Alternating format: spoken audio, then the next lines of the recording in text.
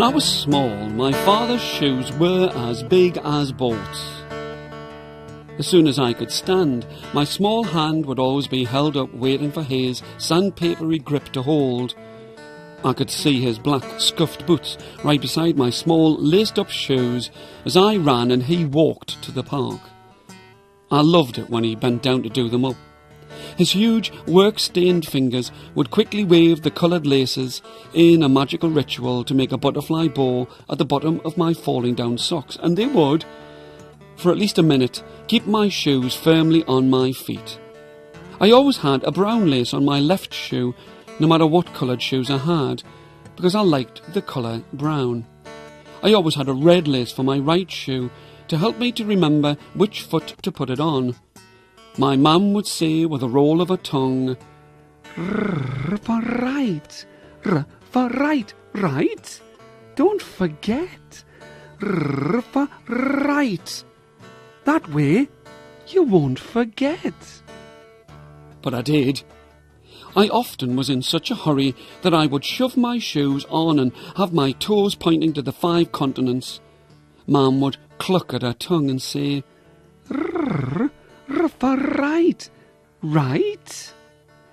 Now, as he bent down at my feet, he was muttering beneath his breath, not as a curse, but with a well-practised ease, something about, "Make the rabbit go down the hole twice around the tree. There you go, as easy as can be." With him in front of me and on his hunkers, our eyes would be at the same height, and I could look at him straight in his face and smell the brill cream in his hair as he laughed and smiled at me. "You're going to have to do this yourself some day.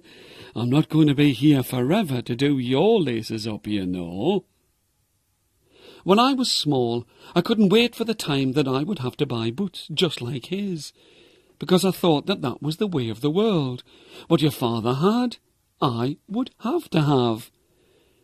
Whenever I was starting to get tired, and I was always getting tired, he would carry me on his back or let me stand on top of his steel toe-capped boots, and together we would walk in them, and he would waltz with me on his feet by the side of the sea and watch the ships floating on the horizon. Sometimes he would hum a tune, and sometimes he would whistle, but I never heard him sing as we moved in time. He would hold me in his capable hands, and I would go from one end of the park by the side of the sandy beach, dancing backwards with my dad, my shoes firmly planted on top of his. I didn't care that I couldn't see where I was going. It was as if we had become one, him so strong and me so small, twirling and laughing in motion. A father and a son, caught in their own special private dance. It wasn't a dance that was limited to the side of the sea. I would always want us to move together, just like Ginger, before dinner, tea and supper. That's what he said every time. Just like Ginger. At night, when it was time for bed, I would shuffle towards him in striped pyjamas and cowboy slippers, with my arms upstretched, and he would smile. "Not again. Just like Ginger. Is that what you want?" He pretended that he was too tired, but it didn't stop me getting at least a few steps in with my dad before he took me to my small bedroom in the room between my grandparents' room at the front of the house and the kitchen. Being so small, I didn't know who Ginger was. There was a boy in my nursery who had a shock of red hair, and everybody said that he was a ginger nut. But I didn't want to dance like him, because he always smelt of baked beans and treacle. I knew that whoever Ginger was, they had to be good, because my dad said so. I remember one sunny Saturday evening. The air was filled with the sharp meadow smell of cut grass when we were dancing on the hard black tarmac at the edge of the park, and my granddad's shoes came up to us, with my granddad in them, of course. They were solid brown brogues that looked as if they had been made from a single piece of the brightest leather the world had ever known. I was fascinated by the way that their sides were pierced with holes of different sizes and shapes, and if I looked hard enough, I could see my growing but gap-toothed smile in them. His enormous trouser turn-ups were a contrast to the razor-sharp, thin-legged style of my father's jeans. I would reach my finger towards those brogues when I was playing on the floor at the grown-ups' feet. It was always just to see what something that shiny felt like. But my grandad would always say, "I spent all day on getting them to shine like a bleeding Sergeant Major's smile, and it ain't no place for a little boy's snotty, bleeding finger." Nana, when she was alive, would tut and say something about, "What's your barrack room language, our George?" Even now, I can't remember what she looked like. She never liked to have a photo took, but I do remember how she would shuffle her tiny, high-laced boots as my mother stifled a laugh and clinked on her pink slip-on high heels in the watery depths of the scullery. On the other hand, I couldn't work out how my grandad knew that I'd had my finger up my nose nearly all day.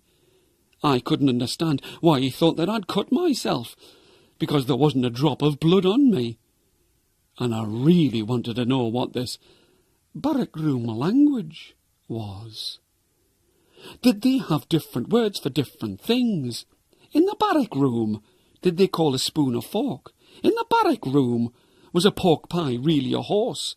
In the barrack room, wherever that was, did they make mystical signs and speak in tongues? Did they do their laces up with their eyelids shut?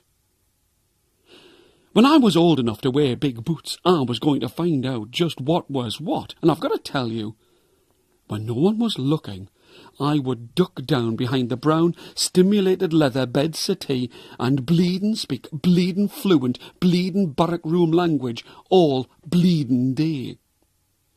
I loved the way that these forbidden words slithered over my tempted tongue, and I was determined that I would find myself stamping my strong, toe-capped boots in the barrack room some bleedin' day.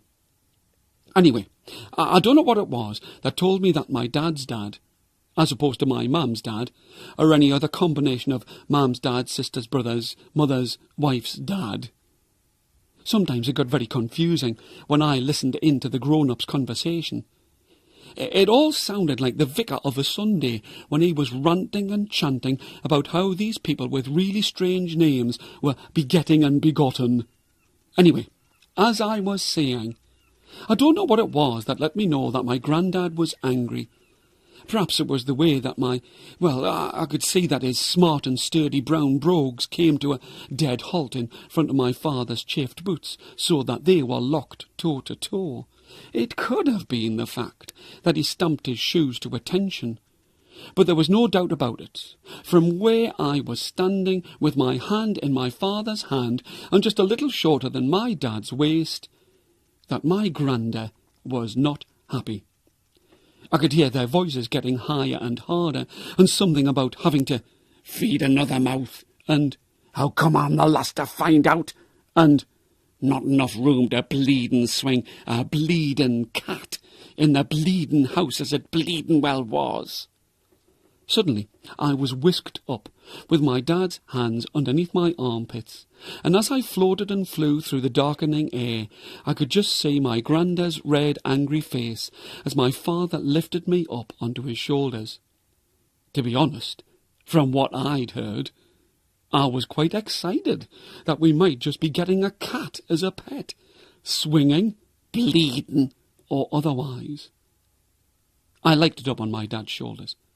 No, I loved it up on my dad's shoulders. I could see way beyond the sea and the ships. I could just about touch the sky as I clung to his shining, slippery hair. On his shoulders I could shout and savour the echoes of the smoky, lamp-blacked railway arches, and I would see my mum smiling up at me as we walked the summer days away. I was bigger and better than anyone. Even that bleedin' Russian my grandad kept going on about. Hugo, or Huey, gaga bleedin' garden bin, or whatever his bleedin' name was. Now that my nana wasn't in the house, he could say bleedin' any bleedin' time that he wanted to, and he bleedin' well did. Once I was on my father's shoulders, I could look down on my granddad's head with its wide-brimmed grey hat, with its silky navy-blue ribbon. I could hear his voice, but I couldn't see his face, his curly white hair, his spectacles, or the false teeth that clicked and rattled as he ate. That really frightened me, the rattle, click, and grind of his too big for his mouth yellowing teeth. But from my place on the floor, I loved the look and smell of his Sant Major brogues, and I loved him as I sat on his knee. I was forever playing with his great, round, silvery, or was it golden? His silvery watch, with its tickety-timing hands, as he told me stories about Jack and the bleeding giant and his great rusty sword. Just as he was about to start on again about the swinging, bleeding cat, my father rubbed his hard hands over my legs and said, "Enough's enough, Dad. Let's just leave it there. Enough's enough. I don't want the young'un to hear any more." As he spoke and mentioned me, he must have nodded his head up towards me, because I nearly fell over backwards down my dad's back. His voice was directed at me over his shoulder. "Good job I was hanging on to your shoes. Otherwise you'd have been right down on the ground. No doubt about it. You'd have had to have gone to bed with vinegar and brown paper on your head, and your mam would not be pleased." It was comforting to feel the strength of his cat's tongue rough grip on my leg. But as I had tipped and fallen backwards, I had looked around, and I could see right into the twisted branches of the soot-coloured sycamore tree at the edge of the overgrown playing field. It was then that I saw, swaying in amongst its gold and yellowing leaves, a pair of old, worn football boots, and something that looked like my Nana's small, high-laced shoes. They were hanging there, side by side, trapped in the twigs and tapping against the tree trunk as if they were out on a Sunday stroll. I tried to reach for them, but even on my dad's shoulders, I still wasn't high enough. He hadn't seen them, and I was filled with a burning curiosity that made me try to get them. I stretched up. I twisted my body to reach higher. I wanted to try again to get them, but my dad and my granddad, angry or not, were now walking side by side back to the house. From the rhythmic sway of his shoulders, I could tell that my dad was taking slow, deliberate steps to make sure that he didn't leave the old man, his father, my granddad, behind. I turned to face the way that he was taking me, knowing full well that we would be coming back to the park soon, really soon. We always did. My Nana always said, "You might as well live in the park," as we were always there so much, and when we came back I would definitely be able to get those shoes. After a while, a very short while, they started to talk to one another again. The voices were much quieter now, and although I couldn't make out what they said, I knew by the sound of their voices, my father's sing-song tones and my granddad's gruff bluster, that they were nearly friends again. With the sound of their talking in my ears, I fell asleep, clinging to my father's neck, with my chin resting on the top of his soapy-smelling hair, as they went up the hill to the house.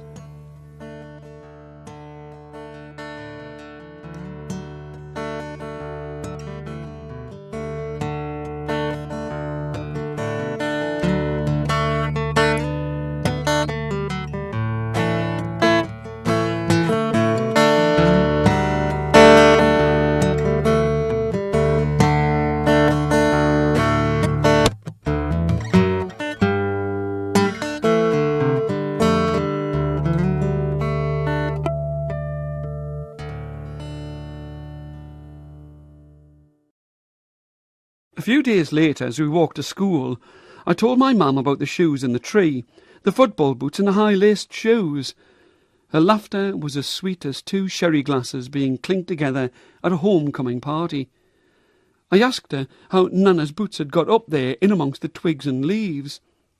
The clickety-clack, scrittity-scratch of her pink heels stopped as she smoothed down her checkered coat and rubbed at my hair, and she knelt down to look me in the eye. Her face was very close to mine as she spoke, and I could see the deep red of a lipstick smile. I suppose they must have walked up there by themselves after you... She sounded just like Granda when he was telling stories. I suppose they must have walked up there by themselves after you... She stopped talking, and her voice became low. After your Nana. That's your dad's mum. I could see that the smile had gone from her lips, and she was going to cry, but she was trying to be brave in front of me. Look, it's just that your dad's mum. It's just that your Nana isn't with us anymore. Well, I knew that already. I hadn't seen her for weeks.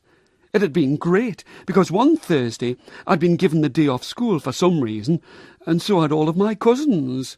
Uncles and aunties that I didn't even know I had, all dressed up in their best black suits, ties, hats and dresses, had filled our little three-roomed house, and they had all sat and talked about my Nana.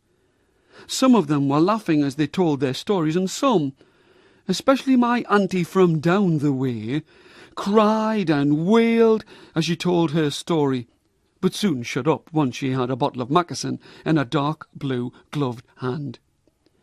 I thought that it was strange that the only person who wasn't there was my Nana.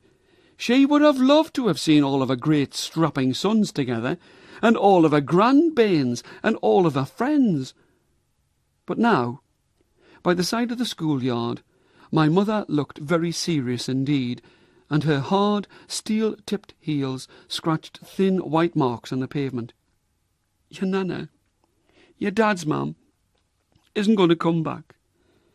She hasn't gone to sleep like your dad told you. She isn't on holiday or gone to be with the angels. Over my mother's shoulder and through the rust-blistered, green-painted iron school fence I could see Maureen tinker.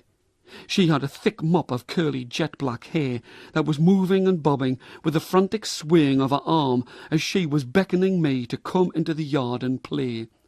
She was my best friend in the whole of the infants. We used to charge around at our favourite game of stagecoaches and Indians. With her skipping rope around my waist, we would gallop in and out of the screaming mass of boys and girls, killing renegades and making the range a safer place until it was time for milk. My mother could tell that I wasn't listening, but she continued. There's no easy way to say this. Your Nana is not coming back. She's... Maureen was calling my name out loud and holding a frayed length of her mother's washing line. Just for once, will you listen? She wasn't angry, just exasperated at a boy with a flippity-gibbet mind and no idea how to concentrate. I turned and stared and held my eyes open as wide as I could as I tried and pretended to look into her face. But my real interest in life was going to ask Ginger Nuts to be her horse. My face was really close to my mother's. My eyes were open, but they kept flashing from side to side to see the progress in the yard. Look! She gently held my shoulders. I was really trying to look, but there was a crisis of ownership of the reins going on behind my mum's back. Look, your gran, your Nana is dead. Now she was crying. There wasn't any sobbing, just beautifully formed crystal and pearl teardrops scoring their way down her cheeks. She went quiet, and I could tell that there was nothing else that was going to be said. So I smiled, kissed my mum with a, "That's good. Nana's gone to bed. Nana's gone to bed. Bed." I knew that my Nana had been sleeping at the hospital. I wasn't allowed to go and see her. But bed? I understood bed. I've got that. B-E-D. See you later, alligator. as she thought better of having to try to explain it all over again.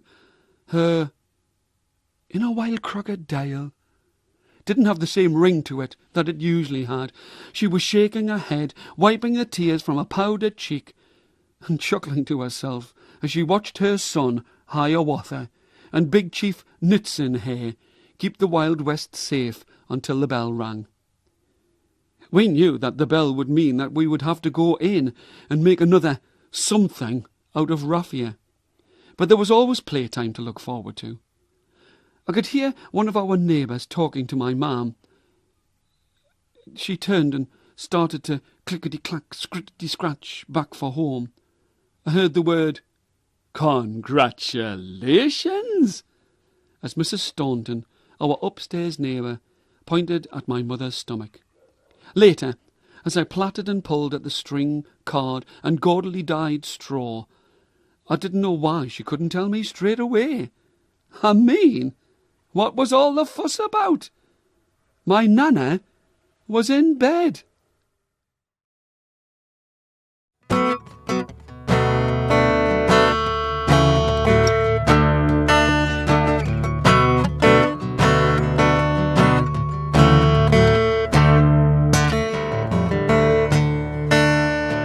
I already knew that my Nana went to bed. Recently she went to bed a lot. I hadn't seen her in ages, not since she'd started sleeping at the hospital. Since my mum hadn't given me a good reply as to why the shoes were in my Shoetree, I thought that once I'd finished my tea, I would ask my grandad. He gave me a huge yellow smile that clicked as the bleeding topset slipped down to meet the crooked teeth of his lower dentures. He used his tongue to wipe the top of the palate clean, and I really didn't like that. He pulled me up from down at his feet and plunked me down on his lap. "So what's it to be, young fella me lad? Cops and robbers, cowboys and Injuns, or Jack and the bleeding beanstalk?" His laugh was as loud as thunder when I asked him about the football boots in the branches. "Why, man, that's easy. Whoa, Jackie, that's Jackie Milborn to you and me. Why, he was one of the best professional dribblers in the country." I wasn't sure why my granda was so proud of somebody, a grown man, doing something that I got told off for. "Whoa, Jackie, he came to visit us in Shields, and as they were digging up the park to put some little trees in, special for him like, one of the studs fell off his boots, and as he was giving a demonstration of goal kicking and dribbling, it fell into the hole in the ground, and it grew into a shoe tree. Every autumn the leaves fall off, and in the winter there's a great crop of shoes grows on the branches, and all because of War Jackie's boot stud fallen into the good earth by the side of the sea. Every other tree in the world losses its leaves, but the shoe tree grows boots and shoes, nae bother." He was laughing to himself at this great tale, and I think that the fact that I had eyes the size of dinner plates made him laugh even more. "Is that true, Granda? Is it? Tell us, is it true?" I wanted it to be true more than anything in the world. Considering that my world stretched from my house to the sea, from the sea to the park, and then to the most important thing of all, the tree filled with his and my Nana's shoes, the shoe tree, I was desperate for the story to be true. He looked at me and smiled, and once again his teeth rattled against each other. Me Ben, why, man, it's as true as you want it to be." He could see that I was puzzled, and he bent even closer to me. "What is it? What's making you screw your little brow up now?" "Well, Granda, I wanted to know about this dribbling and slobbering, but that could wait for another day. I could see some of Nana's boots in the tree.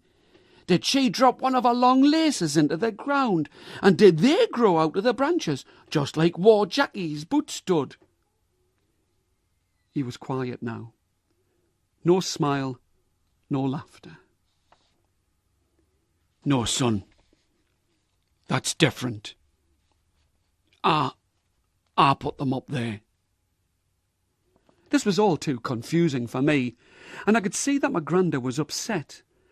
I wished that I had asked about Ward Jackie and his terrible eating habits.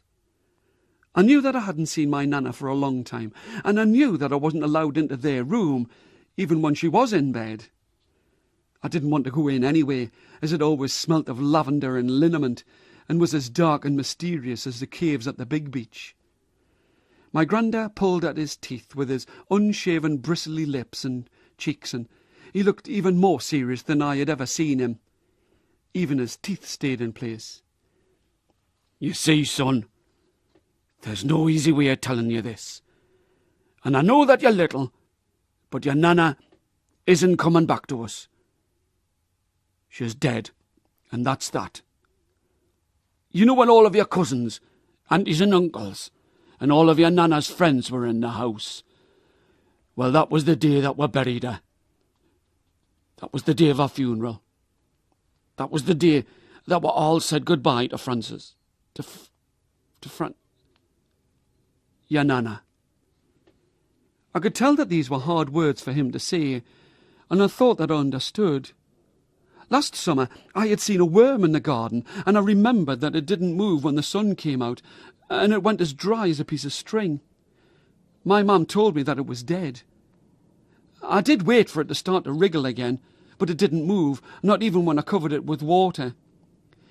I could feel a hole in my stomach when I thought of my Nana and the worm, and I didn't like this word, dead.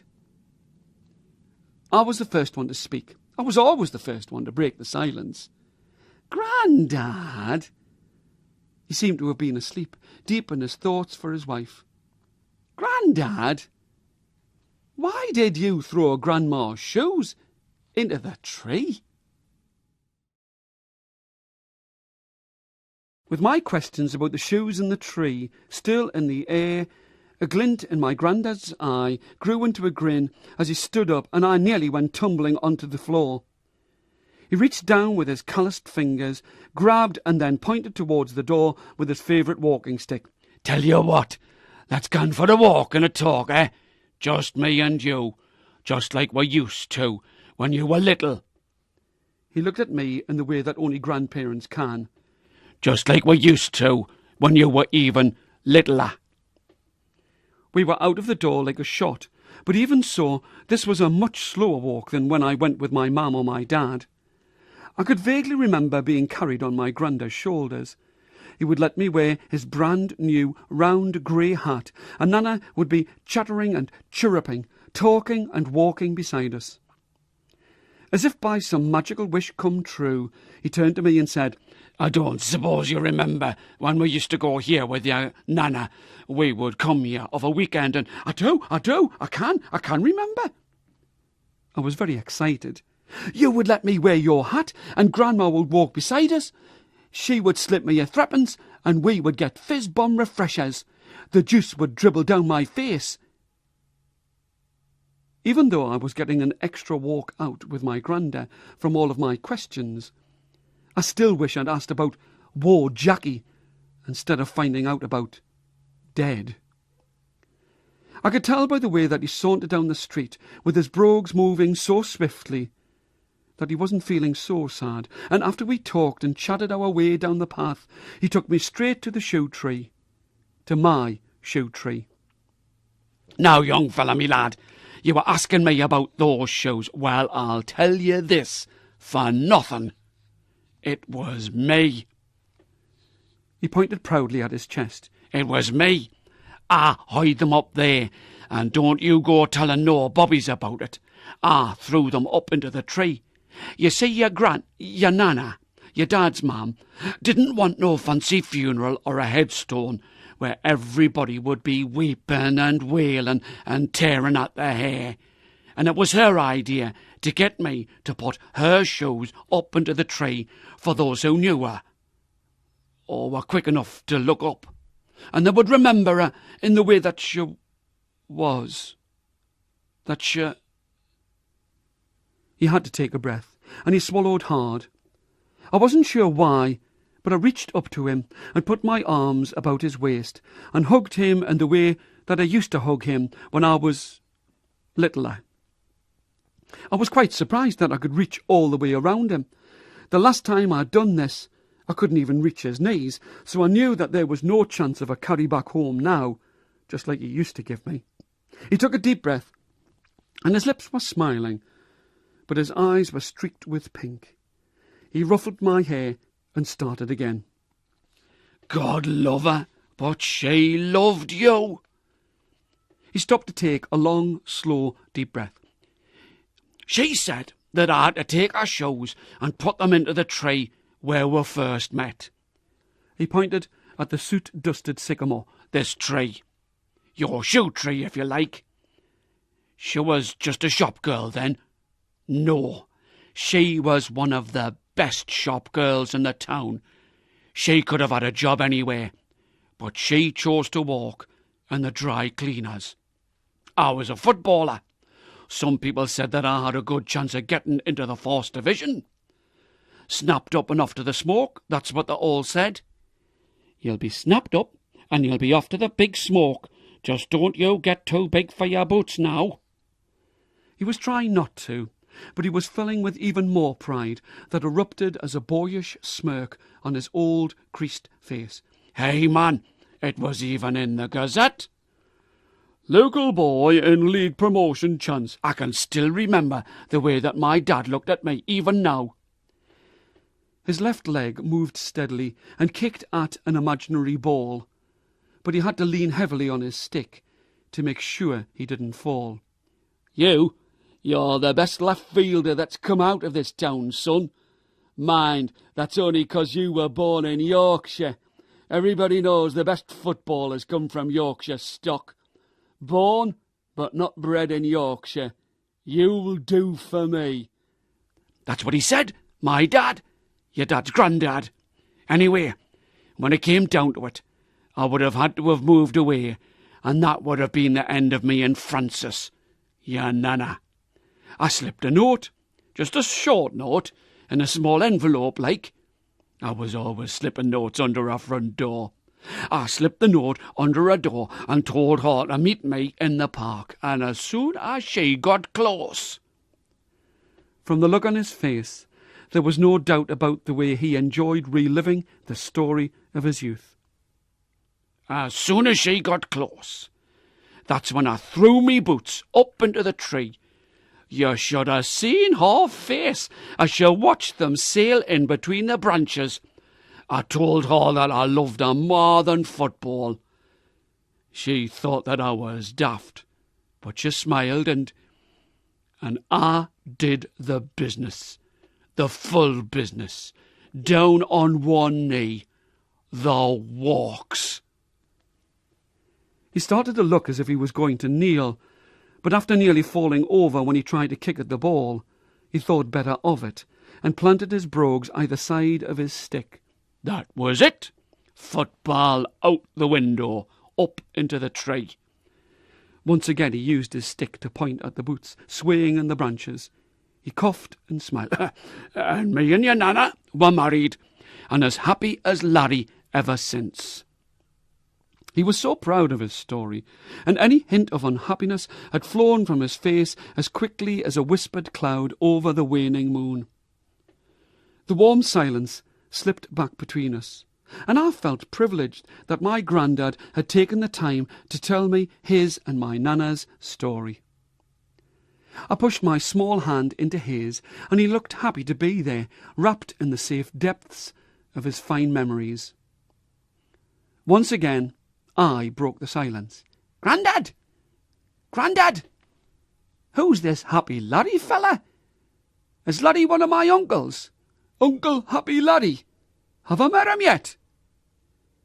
It was as we stood there, admiring the tree, that we saw my dad come running towards us. He looked scared. My dad had run so fast and so hard that he was barely able to speak. "It's our Nancy!" He was gasping for breath. "Complications!" He put his hand on his chest. "She's got to go to the hospital now. It's on its way. It's on its way now. It's too early, Nancy, with complications. With the bairn. She's having kittens." There wasn't a single second's hesitation. My grandad grabbed my dad's shoulder and started to point him back down the street. "You get yourself away. I'll look after the young un. We'll be all right, won't we? Don't just stand there gawping. Get yourself away. We'll be all right, won't we, young un?" I nodded, but I didn't have a clue what would be all right about. My dad turned on his heels and ran. I was wondering what kind of a daft name Complications was for a kitten or a cat, and I couldn't wait for her, him, it, to be prowling around the house, what with all of the kittens my mum was going to have. I had been very patient when I'd been waiting for the swinging bleeding cat that my grandad had been going on about. But as soon as my mum was back with complications, and it was safely in the house, I was going to give it a much better name. A proper cat's name like Tiger, or Snowy, or even Timber, like in the Tarzan films. I knew that Timber was the name of the elephants, but I still liked it as a name. I got to see a lot of my dad's boots that winter. I got to see a lot of my grandad's shoes as well. We would walk in the thick snow by the side of the park, and it felt as if it was only me and my granda who knew about the Shoetree and its winter fruit of soles and heels. It was our special secret, except for my mam, but she never talked about it, and for anyone who took the time to look up. Hundreds of people must have walked along that snowy path, but they were so interested in passing it by and being on their way that they didn't even look up to see the shoes. Sometimes my grandad would stand and talk to the shoes as I played in the snow, and I always meant to ask him about War Jackie and his slaver, but I never got round to it. We would, regular as clockwork, go to the hospital after school and visit my mam. She looked just like a film star, lying there in the antiseptic hospital bed, surrounded by pillows and busy, busty, bustling matrons who obviously didn't like little boys. Some of the nurses were a lot of fun, as they gave me a sweetie or two and rushed up and down the corridor in their sensible, buckled black shoes. It all seemed very complicated, this getting a cat. I thought that you just walked into the pet shop and walked straight out with a friendly, furry bundle of cat. But trust my mam to have to go and do it the hard way. Trust my mam to have to get my dad all worked up and running around with her having kittens. Anyway, I knew it was going to be worth it. Me and Complications the cat were going to have the best time in the world looking for mice. As I played on the floor of the hospital ward, all of the grown-ups would talk a lot about progress and touch and go. I'd played hide and seek, so I was really looking forward to that, a game of touch and go. Just the job, and I couldn't wait to tell Maureen Tinker about it as well. One day, when the snow hadn't fallen for a week, there were a lot of people in the room. Some of my cousins were there, at least I thought that they must be my cousins. This was only the second time that I'd seen them. There was a white wooden painted box beside the hospital bed, and I was unceremoniously lifted up and shown. I was really excited at this first glance of my new pet, and I was shown a squawking, baldy baby. "That isn't a cat! Where's Complications, me cat? You said you were going to get a bleeding cat. You said that you were going to get a room to swing a bleeding cat. Where's the kittens me mam was going to have?" I cried and cried. I wailed and cried. I cried and I wailed and then cried some more. The tears poured out of me like two great shimmering waterfalls. And my mam Dad, Granda, and all of the nurses just looked at me as if I was mad. Not even a mouthful of the matron's special sweeties kept me quiet. I wanted a cat, and instead I got a flippin' sister. All of that walking backwards and forwards to the hospital from the school, all of that trying to keep up with my dad as we went along the road, all of the anticipation of having a furry friend, and all I got was a flippin', bleedin' bloody. I'd learned that word off my friend Big Chief Nitson here, bloody sister. All cooperation was off, that was it. Even if they had bought me a cat, it was too late. I wouldn't eat my food. I wouldn't go to sleep. Not that I could anyway. Not with my flippin', bleedin', blummin', blam nasty. I'd made that one up. Blam nasty sister crying all night. I was going to call her Tiger. I was never going to call her Polly.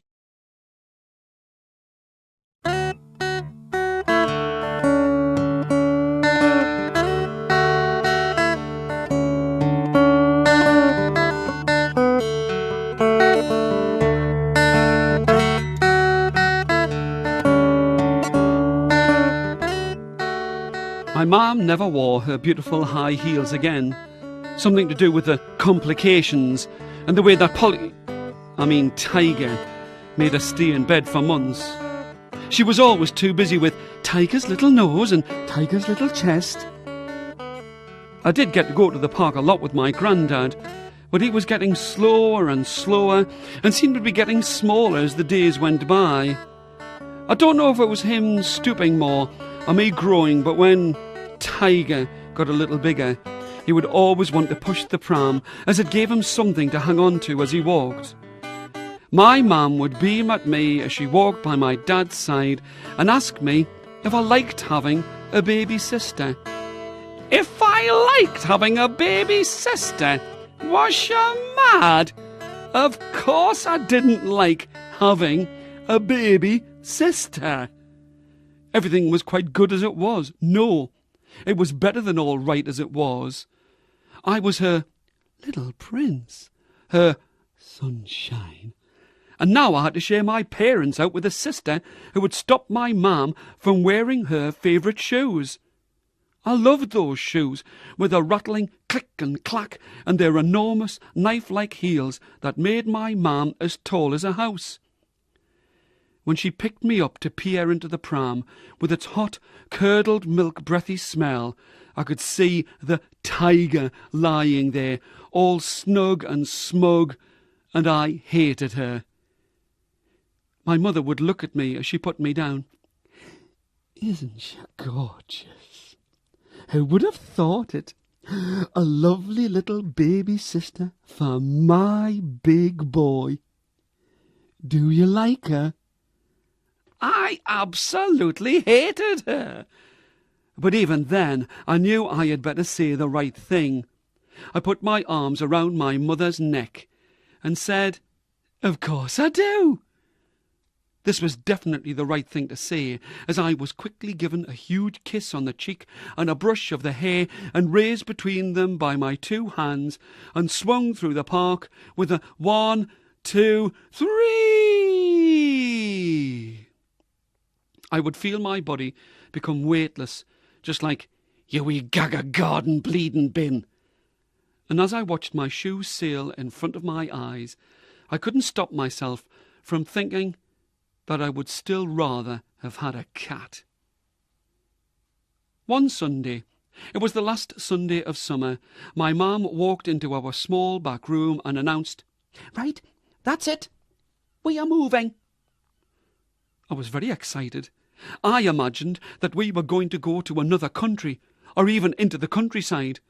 Animals would flock around our half-barn door and eat from our hands and sing on our shoulders. Everything was packed into boxes, tied up with string and placed in the middle of the floors. Some of the rooms had boxes up to the ceiling, and I just couldn't wait until we moved to our village cottage with its meadows and duck pond. I've got to admit that I was more than a little surprised when my dad rolled up to the front door with a barrow. It looked like a wheelbarrow, the biggest wheelbarrow in the world. I had anticipated a red coach and 6 horses to carry all of our worldly goods to the hills and vales of an Everglade. Not a barra. "Right, that's us. We are off. We are moving. Give me a hand, our lad, to get some of your things onto the barra." I wanted to ask about the coach, but my dad, once he had an idea in his head, would not stop for anything. I put my best toys on first, then my second best toys on next, followed by everything that I had in this world. I did allow my parents to put some of their things on the barra as well. In all, my worldly goods mounted up to 4 egg boxes of clothes and 3 shoe boxes of toys. My heart was beating faster than an engine as I watched my father's worn, aging boots brace against the curb and push the barra along the road. I was ready for a good, long walk. I felt proud that the neighbours had all looked from behind their soot-stained net curtains and out of their windows to watch us leave them behind. I waved like a gracious king, safe in the knowing that I would be a country boy from now on. I would be able to ride a horse at dawn before I went to school. No, I would probably have to ride a horse to get to the school, which was in the pot-bellied, stoved outhouse of the village church, and I would... No sooner had we started to move than we stopped. We hadn't even reached the end of the street. "Do you want me to give you a hand, Dad? Is it getting too heavy? I can push as well if you want." He had a wild and satisfied look in his eyes. "Thanks, son, but we don't need to. We are here." I knew that we were here. But what here? Where were the hedgerows and the crooked steeple's clock, ticking its slow hands in the ways of the country? He could tell that I wasn't sure. "We are here. This is our new house. Here." He pointed to number 48. "Here." It was barely 20 steps from our old house. After securing the barrow to the lamppost to make sure it didn't roll away, he bent down. He put his arm around my shoulder and pointed to the muddy green door. "You see, with number 48 we've got an upstairs and a downstairs. It gives us a bit more room. You and Polly can share a room. Your granda will have a room with a fire. Your mum and me can have a room in the front of the house. That way we don't have to use the bed-settee in the kitchen, and we'll have a front parlour. A front parlour and everything." He was very pleased, but I wasn't. Unless we could get a field filled with pigs in the bedroom, then I wasn't pleased at all. I can still remember the way that his boots creaked and cracked as he stood up to put my boxes into the new house. I had my toys to play with as they put all of the other stuff into the house. But I had wanted a horse. The only good thing that I could say about this house was that it was 20 steps closer to the Shoetree.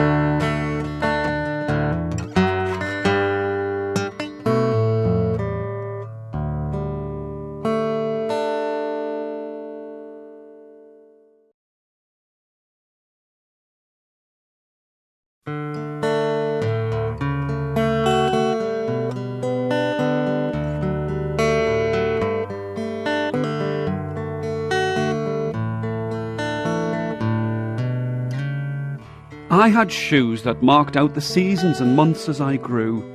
Crepe-soled sandals for Easter. I loved their buckles and fresh, rubbery smell like a bicycle wheel.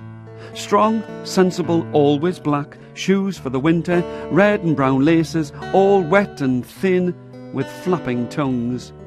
Slippers at Christmas, wellies and puddles, plimsolls for school, and a drawstring bag to keep the smell of the musty hall inside, to remind me of school, just in case I ever forgot. Tiger couldn't take my hand-me-down shoes, as she and my mum were very particular about what she put on her feet. But my dad and me, we stuck to our shoes through thick and thin and thinner. I would still go to the park with my granddad, me and him, slowly side by side. Sometimes I would get really impatient at his slow pace, and one time I got really angry. "Get a move on, Granda! We haven't got all day, you know." His reply made my face flush, bright beetroot red. "Sorry, young'un, I'm trying me bleeding best." It was always worth it, though, because his tales would get even more outrageous with each visit, as he thought that I could take it. I always wanted him to tell me stories about the fighting and the soldiers. I wanted to know what it was like when someone died.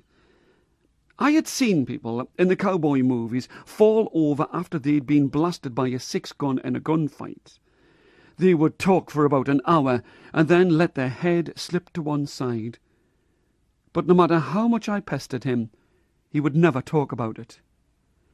We never really went anywhere except to the Shoetree now, and he would rub at his scratchety chin and say, "Next time, young fella, me lad, we're going to get a pair of your shoes up there." His eyes were twinkling now. "Next time we'll come. It's about time you had some of your shoes growing in the tree." The deep laughter that escaped from his thin, stooped body would make the whole of him shake, and I would be worried that he would fall over, but he would put up his hand to signal that he was all right, and back we would go to the house, slowly and carefully along the street. It wasn't that long after he'd been talking about putting my shoes into the tree when he sat up in bed and said, "That's it. Today's the day we're going to give that tree a present of some of your shoes." There was a determination in his voice that I hadn't heard for many years. "Where's me trousers? Sorry, me bleeding trousers. You and me were off out." He was just like his old self, strong, sure, and ready for anything. "Don't just stand there. Go and get some bleeding shoes for the tree." While he grunted and groaned and got himself ready, I was under the bunk beds. I even had to share my room with bleeding Tiger. I was under the bunk beds and fishing out a pair of my old school shoes. The water had been seeping in through the soles for ages, and the red lace was frayed and worn. So I wasn't always sure which foot was which. I tied the laces together and hung them around my neck, just like I did when we, Mum, Dad, Tiger and me, went plunging in the sea. I couldn't believe it. My grandad was downstairs and almost out of the door. "Get a bleeding move on, won't you? We haven't got all bleeding day, you know. You're the one who's always in a bleeding hurry." I was finding it hard, too hard to believe the speed with which the old man was leading me through the park. His stick barely touched the ground, and he looked the way he had when he'd shown me the Shoetree for the first time. He took a few steps back from the tree trunk and scratched at his brow and even removed his hat. Not there." A few paces to the right, and another scratch of his head before the hat was firmly replaced.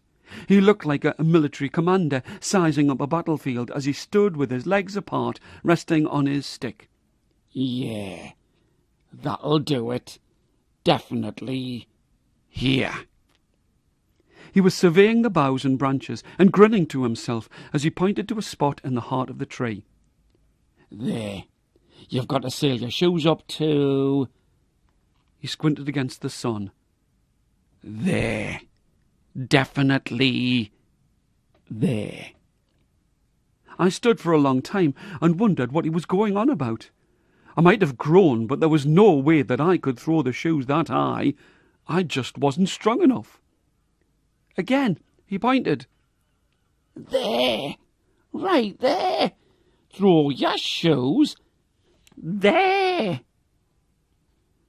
There wasn't much doubt about what he wanted me to do, but I couldn't think of any way that I could get the shoes into the top of the branches. I took 7 huge steps back. I put the 2 shoes in my hands.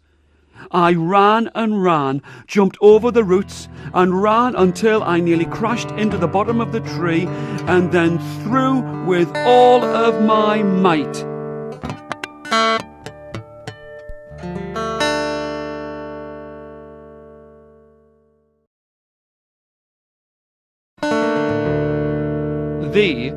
The shoes, went about 2 foot up the trunk, scuffed a mark on the side of the grimy tree, and fell gracelessly to the ground. I looked at my grandad. My grandad looked at me. I was panting, and he was taking a deep breath. I thought that he was going to shout at me, but his shoulders started to move up and down, and he roared, "Why, man, what do you call that? That barely left the ground." I was starting to feel embarrassed that my puny effort had made him laugh so much. He could see that his outburst was hurting me. He was crying, this time with barely hidden laughter. "Yeah, pass me your shoes." I was still feeling a little foolish, and not just a little bit red in the face. "Look, I was the same. I'm going to teach you a trick. But mind, you've got to be the one who gets the shoes into the tree. That's for definite." He took a few faltering steps into the playing field, well away from the trees, and took them from me, not by the body of the shoes themselves, but by the laces. He carefully measured the distance between the shoes and balanced them, like he was weighing a fish. "I'm not laughing at you, son. But by God, that was funny. Very bleeding funny indeed." I couldn't help a grin forming on my lips as he laughed again, and then he shook his head. "Yeah, this is what you've got to do." He looked at me full in the eyes just to make sure. "Now are you watching? Are you sure? I don't want you going home with a bleeding bloody nose, and that's for sure. Your mum would never let me hear the last of it. Now watch the master at work. Are you sure you're watching?" My eyes were nearly popping out of my head as I made a point of staring as hard as a boy could. "Grandam, man, I'm watching. I'm watching. Can you not see that I'm watching?" Now I was starting to feel impatient and cross with the old man. He started to swirl and swish the shoes above his head, just like I'd seen some South American gauchos doing it on the pictures. I think that they call them balberingolasses, or something like that. Faster and faster they went around his head, and then he let out a great blood-curdling scream, and they soared up into the air like a helicopter. I couldn't believe it.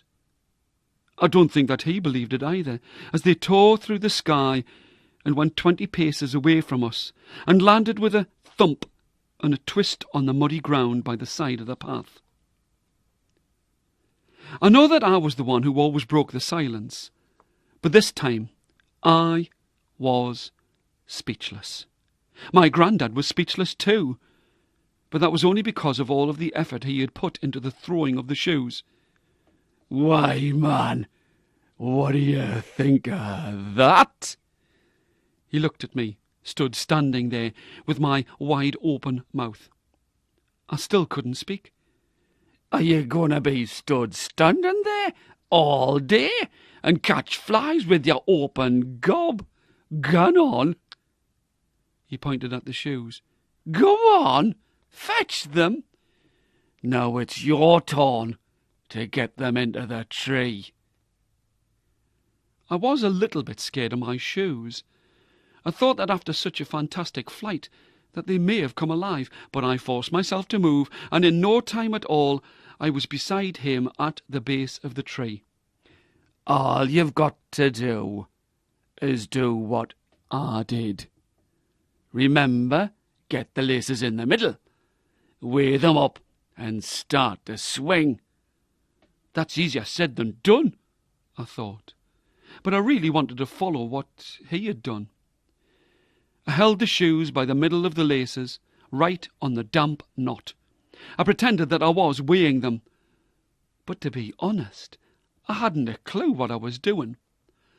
Then I started to swing, slow and easy at first, then faster and higher. I could feel the shoes pulling on my arms, and then I let go.